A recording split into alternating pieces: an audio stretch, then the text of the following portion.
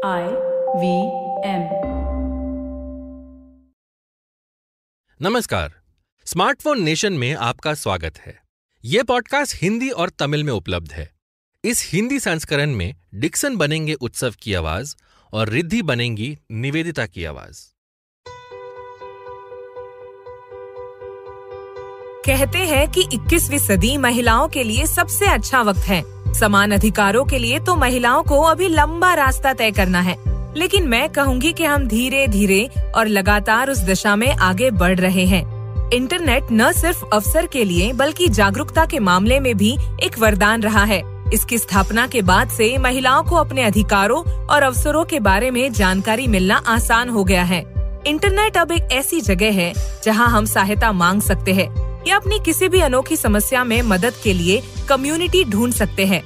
इसी वजह से अब आप इंटरनेट पर महिलाओं को अपनी विशिष्ट समस्याओं का समाधान खोजने के लिए एक साथ आते हुए देखते हैं।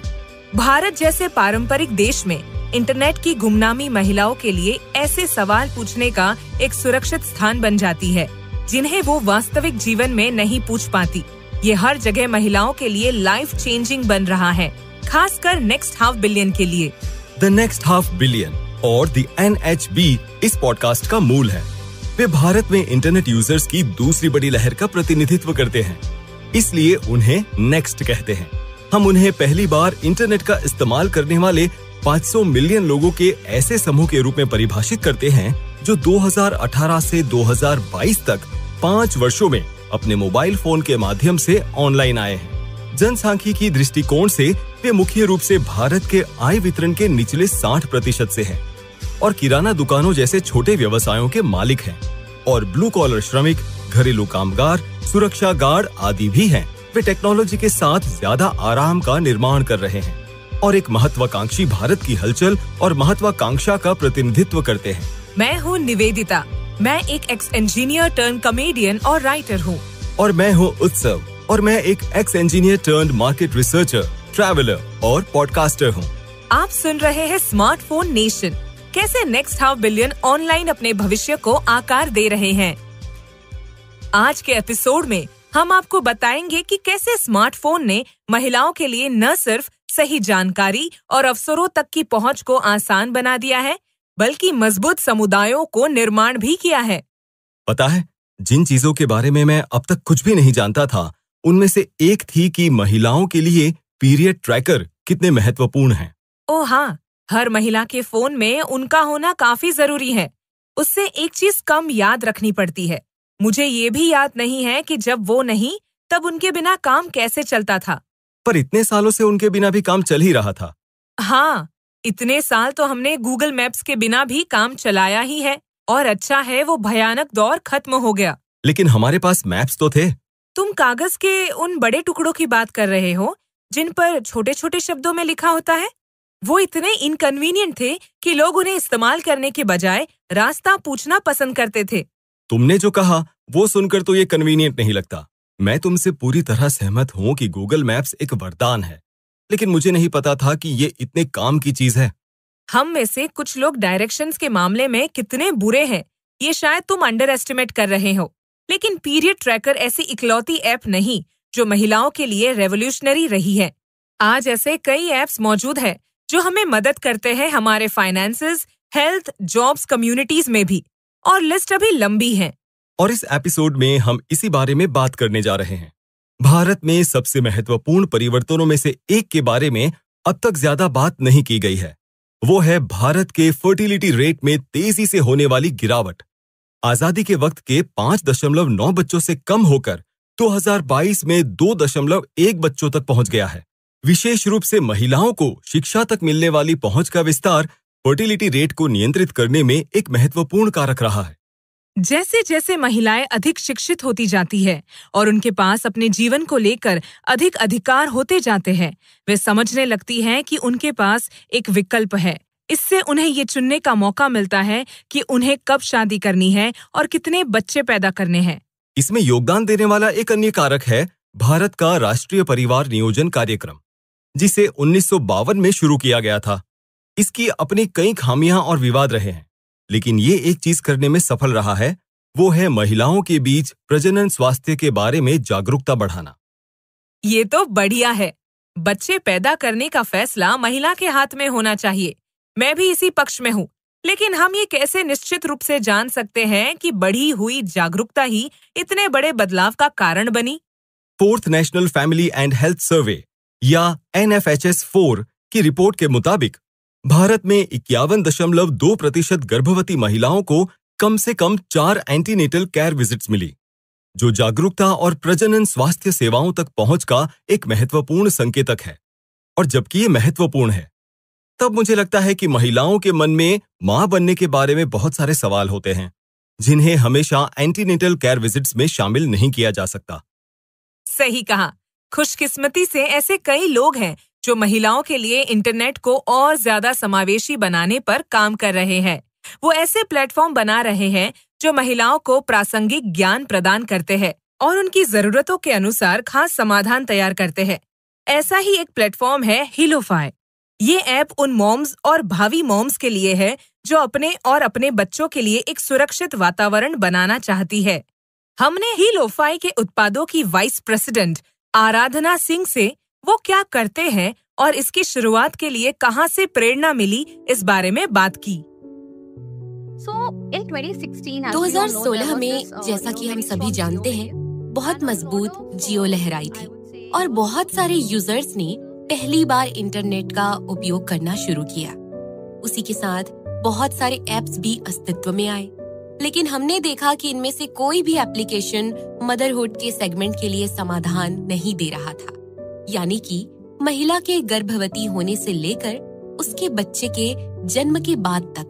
और जहाँ तक हिलोफाई का जन्म कैसे हुआ, ये बात है, तो ये हमारे अपने निजी अनुभवों से और हमारे अपने ऑब्जर्वेशन से हुआ, जिन्हें हमने खुद देखा और अनुभव किया था।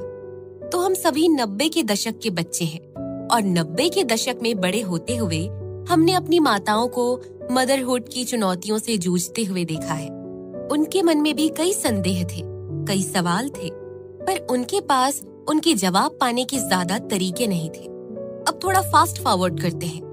आज हम एक तकनीकी दुनिया में हैं। माताओं के इस वर्ग के लिए ज्यादा समाधान नहीं बनाए गए थे। टेक उद्योग में मुख्य रूप से पुरुष संस्थापकों का वर्चस्व रहा है। कई बार हम मजाक करते हैं कि अगर पुरुष प्रेग्नेंट हो सकते तो शायद अब तक हमारे पास गर्भावस्था की हर हिचकी और हर इच्छा के लिए एक ऐप बन गया होता। तो इन सब छोटे छोटे अवलोकनों की वजह से ही हिलोफाई अस्तित्व में आई।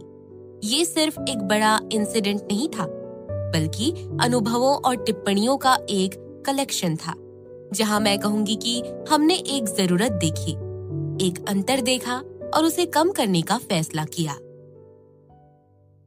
ये काफी आश्चर्यजनक है कि ये काफी हद तक अनटैप्ड मार्केट है। जैसा कि आराधना कहती है, मदरहुड एक यूनिवर्सल एक्सपीरियंस है।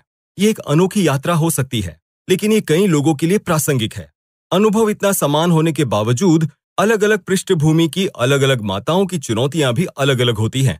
यहाँ आराधना उस बारे में बात कर रही है। माताएं अपने डॉक्टरों से बहुत अच्छी तरह जुड़ी होती हैं, इसीलिए उनके पास एक अच्छा मेडिकल सपोर्ट है। लेकिन हम सभी छोटे परिवार में रहते हैं, इसीलिए वो अकेली पड़ जाती हैं। और इसके विपरीत टियर 2 शहरों में माताओं के पास पर्याप्त मात्रा में पारिवारिक व्यवस्था होती है, क्योंकि वहाँ आम तौर पर छोटे परिवार नहीं होते। हम में से ज्यादातर लोग संयुक्त परिवार में रहते हैं, लेकिन डॉक्टर और मरीज का रेशियो आदर्श से बहुत दूर है। माताओं को कई मायनों में बहुत सपोर्ट की जरूरत होती है और हम शायद ही कभी इस बारे में बात करते हैं। आइए, मैं आपको प्रभाव पर ध्यान केंद्रित करने वाली निवेश फर्म ओमीडिया नेटवर्क इंडिया के एक निवेशक आदित्य मिश्रा से मिलवाती हूँ। वो खुद हाल ही में पिता बने हैं और उनका ये कहना है, इस अनुभव से एक सीख ये मिलती है कि गर्भवती महिलाओं या माताओं को बहुत सपोर्ट की जरूरत होती है और उन्हें डॉक्टर से मिलने वाला सपोर्ट उनके लिए जरूरी संपूर्ण सपोर्ट का एक छोटा सा हिस्सा है। और यही वो अंतर्दृष्टि थी जिसने हिलोफाई को बनाया। आपको क्या खाना चाहिए, कितना व्यायाम करना चाहिए, आपकी प्राथमिकताएं कैसे बदलती हैं, ये सवाल नहीं है। मेरा मतलब है, मुझे यकीन है कि डॉक्टर का भी इस पर एक दृष्टिकोण है, लेकिन वो सभी सवालों के जवाब नहीं दे सकते। उदाहरण के लिए लैक्टेशन को लेकर सवाल वगैरह। कई महिलाओं को कई सवाल होते हैं, तो हीलोफाई ने बहुत पहले ही पहचान लिया था कि इस पूरी यात्रा में अक्सर गर्भवती महिलाओं या माओं को नजरअंदाज कर दिया जाता है और पूरा ध्यान नवजात शिशु पर ही रहता है। उन्होंने कंटेंट, कम्युनिटी और कॉमर्स पर फोकस करके वास्तव में महिलाओं को अपने विश्व के केंद्र में लाने की और व्यापक तरीके से समाधान पेश करने की कोशिश की है। गर्भावस्था के दौरान परिवार का सपोर्ट, अच्छी स्वास्थ्य देखभाल और सही वक्त पर सही जानकारी होना महत्वपूर्ण है, लेकिन ये तीनों हमेशा हर किसी के लिए उपलब्ध नहीं होते हैं। कम से कम अब हीलोफाई के साथ वे एक दूसरे से जुड़ने और उन अंतरालों को भरने में सक्षम बन रहे हैं। गर्भावस्था अपने साथ बहुत सारे सवाल लेकर आती है, जैसे कि आदित्य ने कहा, मैं क्या खा सकती हूँ, मैं क्या पी सकती हूँ, क्या मैंने खरीदा हुआ ये नया उत्पाद मेरे और मेरे बच्चे के लिए अच्छा है? हमने पश्चिम बंगाल की गृहिणी और 1 साल के बच्चे की माँ मोनालिसा विश्वास से उनके अनुभव के बारे में बात की। हालांकि उन्होंने हीलोफाई इसलिए ज्वाइन किया कि उन्हें गर्भावस्था के दौरान एक कॉम्प्लिकेशन हुआ था और वो इसके बारे में ज्यादा जानकारी चाहती थी। उन्हें हीलोफाई अन्य तरीकों से भी काफी हेल्पफुल लगा। वो पहले कभी ठीक से खाती नहीं थी। फिर मैंने कुछ कमेंट्स देखे जिसमें यूजर्स ने कुछ रेसिपी लिखी थी। मैंने उस रेसिपी का इस्तेमाल किया और अब वो अच्छे से खाती है। कोई भी माँ आपको बता सकती है कि कभी-कभी अपने बच्चों को ठीक से खाना खिलाना कितना मुश्किल होता है। फैसला लेने वाली माँ ही होती है और उन्हें बहुत सावधान रहना पड़ता है, क्योंकि वो जो भी करती है उसका असर उनके बच्चे पर भी पड़ता है।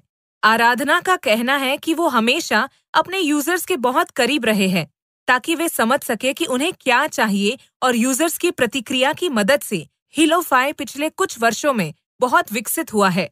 सुनते हैं उस बारे में आराधना का कहना। हमने रिसर्च किया और विशेषज्ञ माताओं और डॉक्टरों की टीम के साथ इस क्षेत्र में स्वास्थ्य और चिकित्सा संबंधी कंटेंट बनाना शुरू कर दिया। अब बात ये है कि बेशक गूगल जानकारी से भरा है, क्योंकि इंफोटेनमेंट कंटेंट या मनोरंजन का कंटेंट तो यूट्यूब और इंस्टाग्राम पर थोक में उपलब्ध है। अब इस स्वास्थ्य के और चिकित्सा के संबंधी कंटेंट बहुत ही सीमित मात्रा में है। साथ ही 1 से 1.5 साल की अवधि में हम हर उस समस्या को कवर कर पाए जो एक माँ को अपनी यात्रा के दौरान झेलनी पड़ती है। मुझे अब भी यकीन नहीं होता कि महिलाओं के स्वास्थ्य से जुड़ी समस्याओं का समाधान उतना सुलभ नहीं है जितना होना चाहिए। हम इसकी तह तक जाकर देखेंगे कि ऐसा क्यों है, इस ब्रेक के बाद।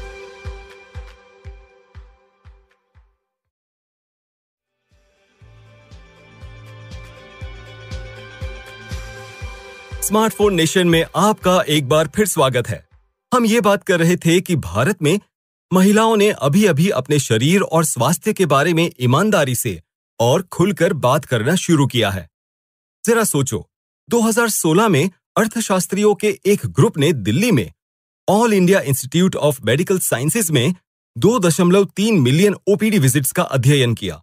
इनमें वो अध्ययन शामिल नहीं हैं जो पूरी तरह से महिलाओं के लिए होते हैं, जैसे स्त्री रोग। उन्होंने ओपीडी में आने वाले पुरुषों और महिलाओं की संभावना में बड़ा अंतर पाया। एक महिला के मुकाबले 1.7 पुरुष आए। काश मैं कह पाती कि ऐसा इसलिए कि महिलाएं स्वस्थ होती है, लेकिन ऐसा नहीं है। इसमें कोई शक नहीं कि महिलाओं का स्वास्थ्य पूरी दुनिया में एक विवादास्पद विषय बना हुआ है। एक बड़ा उदाहरण वर्ष 2022 में रो वी वेड में हुआ बदलाव है। एक ऐतिहासिक कानून जिसने अमेरिका में गर्भपात तक पहुंच को एक फेडरल राइट बना दिया। इससे अमेरिका और दुनिया भर में महिलाओं के अधिकारों को लेकर व्यापक बहस छिड़ गई। या आयरलैंड का ये केस लो। 2012 में आयरिश गर्भपात कानून में सविता हलप्पनवार की मृत्यु पर दुनिया भर का ध्यान आकर्षित किया, जिन्हें सेप्टिक मिसकैरेज से पीड़ित होने के बावजूद गर्भपात कराने से मना कर दिया गया था। इसकी वजह से देश में बड़े पैमाने पर विरोध प्रदर्शन हुए और एक ऐसे कानून का रास्ता खुल गया जिससे महिलाओं को उनकी जिंदगी को खतरा होने की स्थिति में गर्भपात कराने की अनुमति मिल गई। भारत को भी अभी लंबा सफर तय करना है। दुनिया भर के ज्यादातर देशों में महिलाओं के शरीर और स्वास्थ्य के बारे में बात करना आज भी वर्जित माना जाता है। आराधना सिंह हमसे इस बारे में बात करेंगी। गर्भावस्था एक बहुत ही संवेदनशील यात्रा है और इसमें बहुत सारे सवाल हो सकते हैं जिन्हें पूछना अक्सर बहुत अनकंफर्टेबल होता है। उदाहरण के लिए गर्भावस्था के दौरान सेक्स जैसी चीजें या गर्भावस्था के दौरान योनिस्त्राव, ये ऐसे सवाल हो सकते हैं जिन्हें एक माँ और खासकर पारंपरिक पृष्ठभूमि से आने वाली माँ पूछने में बहुत कंफर्टेबल नहीं होती। मैं भी प्रमाणित करती हूँ कि उनका डर जायज है। यहाँ तक कि मध्यम या उच्च वर्ग की भारतीय महिलाएं जो महिलाओं के स्वास्थ्य और शरीर के बारे में खुलकर बोलती है, उन्हें इसके लिए जनता से काफी विरोध का सामना करना पड़ता है। इसलिए ज्यादा पारंपरिक पृष्ठभूमि वाली महिलाओं के लिए ये बहुत मुश्किल हो सकता है। सुनिए मोनालिसा बिस्वास से उनके अनुभव के बारे में बातचीत। कुछ सवाल मेरे पास थे कुछ सवाल जो मैं डॉक्टर से भी नहीं पूछ पाई। जब हमने उससे पूछा कि वो सवाल क्या थे तो वो झिझक रही थी, पर उन्होंने कहा, प्रेगनेंसी के वक्त डॉक्टर से मैं अपने और अपने पति के रिलेशन के बारे में पूछना चाहती थी पर पूछ नहीं पाई। जैसे मैंने पहले कहा, उसकी हिचकिचाहट वैध है, लेकिन हिलोफाई के पास इससे निपटने का भी एक तरीका है। आराधना ने हमें हिलोफाई पर महिलाओं के लिए एक सुरक्षित स्थान बनाने की दिशा में उठाए गए 3 प्रमुख कदमों के बारे में बताया। पहला है, ऐप पर एक ऐसी कम्युनिटी है जिस तक पिताओं की पहुंच नहीं है, ताकि हर माँ बिना किसी जजमेंट या झिझक के अपनी समस्याओं पर बात कर सके। दूसरा है, ज्यादा जानकार माताओं के बीच होने वाली स्पष्ट चर्चा जो अपने अनुभवों के बारे में खुलकर बोलती है। ये पारंपरिक पृष्ठभूमि की माताओं के लिए एक सुरक्षित स्थान है। ये पुष्टि करने के बाद वो भी सीखने और अपने अनुभवों के बारे में खुलकर बात करने के लिए प्रोत्साहित हो जाती है। तीसरे कदम के बारे में हम आराधना से सुनेंगे। हमने अपने Q&A सेक्शन में गुमनाम रहने का एक विकल्प दिया है। उस तरह माताएं अपनी पहचान बताए बिना और बिना चिंता के अपने सवाल पूछ सकती हैं और ये सुनिश्चित कर सकती हैं कि उन्हें अपने उत्तर मिल जाएंगे। आखिर हमारा लक्ष्य ये सुनिश्चित करना है कि हर एक गर्भवती महिला सुरक्षित महसूस करे, वो बहुत सहज महसूस करती हैं और हिलोफाई पर बिना किसी डर या झिझक के अपनी गर्भावस्था यात्रा के हर पहलू पर चर्चा कर पाने से बहुत सशक्त महसूस करती है। यकीन नहीं होता कि माताओं को जजमेंट से सुरक्षित रखने का तरीका पिताओं को बातचीत से दूर रखना है। मेरा मतलब है, मुझे लगा था कि ये एक पिता की भी यात्रा होती है, पर कोई बात नहीं। चलो छोटी छोटी जीतों का जश्न मनाते हैं। मेरा मानना है कि ये तो सिर्फ शुरुआत है और आगे चलकर महिलाएं मजबूत होंगी और उन्हें अपने जीवन पर ज्यादा अधिकार भी प्राप्त होंगे और भारत में ये बिजनेस के लिए भी अच्छा है। यहाँ आदित्य मिश्रा उसी के बारे में बात कर रहे हैं। हमारे पास एक हैरान कर देने वाला आंकड़ा। हर साल चीन, अमेरिका और यूरोप तीनों को मिलाकर जितने बच्चों के जन्म होते हैं उससे ज्यादा बच्चे भारत में जन्म लेते हैं। इसलिए ये एक बहुत बड़ा बाजार है और मुझे लगता है कि हम संभवतः उन 4 रीजन से बाहर हैं जिनका मैंने उल्लेख किया था। ऐसा नहीं लगता कि हमारी जन्म दर कम हो रही है। अन्य सभी अब शायद अमेरिका की ओर देख रहे हैं, वहां तो नहीं, लेकिन चीन में भी पहले ही जन्मों की संख्या में भारी कमी रिपोर्ट की जा रही है। तो ये एक बहुत बड़ा बाजार है। नंबर 2, इसके लिए एक बहुत अलग दृष्टिकोण की जरूरत थी। गर्भवती महिला या माँ की जरूरतों को व्यापक तरीके से पूरा करने में सक्षम होने के लिए फुल स्टैक अप्रोच की जरूरत थी। मुझे लगता है कि जैसा कि माता पिता प्रमाणित करेंगे, इस श्रेणी में खर्च करने वालों की तादाद बहुत बड़ी है। माता पिता खुद पर खर्च नहीं करेंगे, लेकिन जब अपने बच्चों के लिए खर्च करने की बात आती है तो वे 2 बार नहीं सोचते हैं, बशर्ते आप उन्हें सही उत्पाद ऑफर कर सकें। महिलाओं को बेहतर सेवाएं प्रदान करने के लिए हम जो कदम उठा रहे हैं वो सिर्फ स्वास्थ्य सेवा तक ही सीमित नहीं है, बल्कि इसमें फाइनेंस भी शामिल है। हमने कलाइडोफिन की चीफ टेक्निकल ऑफिसर नताशा से बात की। उनका मानना है कि कंपनी और इसके द्वारा प्रदान किए जाने वाले समाधान खास तौर पर महिलाओं के लिए डिजाइन किए गए थे। कलाइडोफिन महिलाओं की फाइनेंशियल वेलबींग में सुधार करने में मदद करता है, खासकर नेक्स्ट ½ बिलियन की महिलाओं के लिए आय और संपत्ति का निर्माण करके। साथ ही उनके वित्तीय जोखिमों को भी कम करता है। नताशा ने हमें अपनी सबसे पुरानी ग्राहकों में से एक कविता के बारे में बताया। हमारी सबसे पुरानी ग्राहकों में से एक है कविता। वो इलाहाबाद के बाहरी इलाके में रहती है। वो एक छोटी सी दुकान में वेफर्स, पानी की बोतलें, सॉफ्ट ड्रिंक्स जैसी किराना सामग्री बेचती है और अपने डिस्ट्रीब्यूटर स्टडी के साथ कोऑर्डिनेट करने के लिए वो स्मार्टफोन का उपयोग करती है। वो और किसी तरह के वित्तीय लेन देन के लिए अपने फोन का उपयोग नहीं करती। वो व्हाट्सएप, यूट्यूब का इस्तेमाल करती है। उसने अपने क्षेत्र के माइक्रो फाइनेंस संस्थानों से कई लोन्स लिए हैं और कविता को कलाइडोफिन के बारे में पहली बार उस माइक्रो फाइनेंस संस्था के माध्यम से ही पता चला, जिसके साथ वो पहले से ही काम करती है और जिससे उसने लोन लिया है। और हमने भी यही अपनाया है ना? हमने जिसे अडॉप्ट किया है उसे टेक एंड टच मॉडल कहते हैं।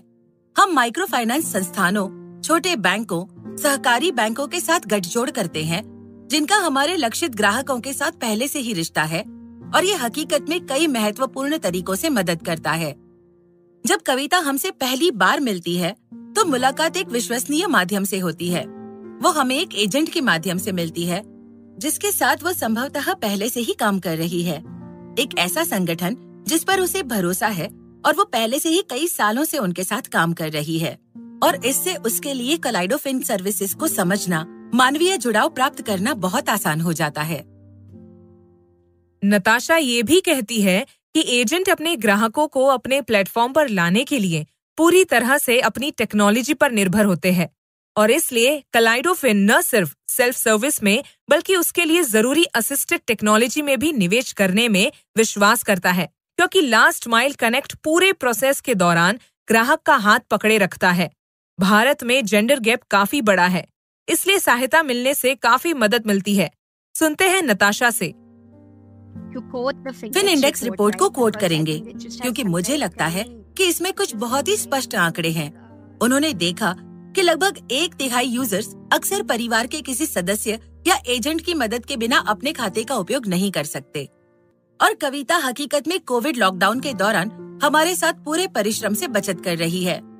इससे उसकी जिंदगी में बहुत बड़ा फर्क आया है, क्योंकि वो आपातकाल के वक्त में भी उस बचत का उपयोग करने में और बचत जारी रखने में भी सक्षम हो गई है। वो जरूरत पड़ने पर क्रेडिट का भी उपयोग कर सकती है, क्योंकि उसके पास सेविंग्स हिस्ट्री और पास्ट क्रेडिट हिस्ट्री भी है, जिसका हम संपूर्ण रूप से विश्लेषण कर सकते हैं।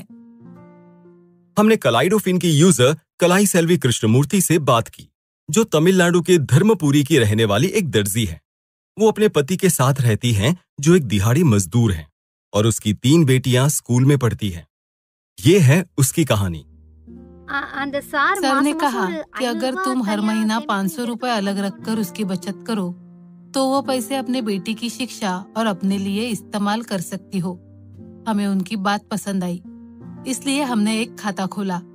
बचत का उपयोग करके मैं एक छोटी ट्यूशन शुरू करने का सोच रही हूँ।